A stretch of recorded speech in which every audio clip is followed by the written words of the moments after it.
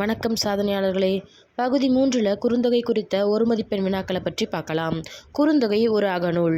கடவுள் வாழ்த்து நீங்களாக 206 புலவர்கள் பாடிய 401 பாடல்களை கொண்டது. சிற்றெல்லை 4 அடியாகவும் பேரெல்லை 8 அடியாகவும் கொண்டது. 307ஆம் பாடலும் 399ஆம் பாடலும் மட்டும் 9 அடியை கொண்டது. தொகுத்தவர் பூரிக்கோ, தொகுப்பித்தவர் பெயர் தெரியவில்லை.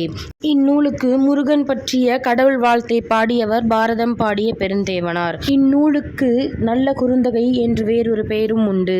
1915 தான் எழுதிய புத்துரையுடன் திருக்கண்ணபுரம் திருமாளிகை சௌரிப்பெருமாள் அரங்கனார் இதனை முதலில் பதிப்பித்துள்ளார்.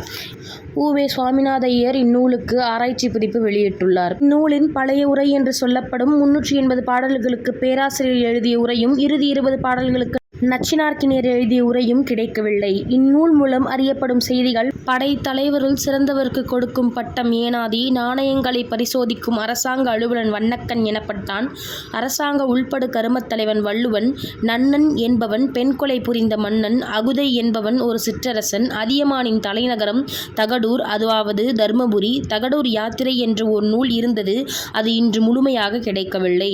கொல்லிமலை தலைவன் வல்வில் ஓரி, இம்மலையிலிருந்த பாவை கொல்லிப்பாவை எனப்பட்டது. பரம்புமலை தலைவன் பாரி, திருக்கோவிலூரையும் முள்ளூரையும் ஆட்சி செய்தவன் மலையமான் திருமுடிக்காரி. கரிகாலனுக்கு திருமாவளவன் என்ற பெயரும் உண்டு. கரிகாலன் மகள் ஆதிமந்தி, ஆதிமந்தியின் காதலன் ஆட்டனத்தி, ஆட்டனத்தி ஒரு சேரமன்னன். குழல், அலகம், கொண்டை, பனிச்சை, துஞ்சை என்பன மகளிரின் ஐவகை கூந்தல் ஒப்பனை. ஓரி, குஞ்சி, குடுமி என்பன ஆணின் தலைமுடி.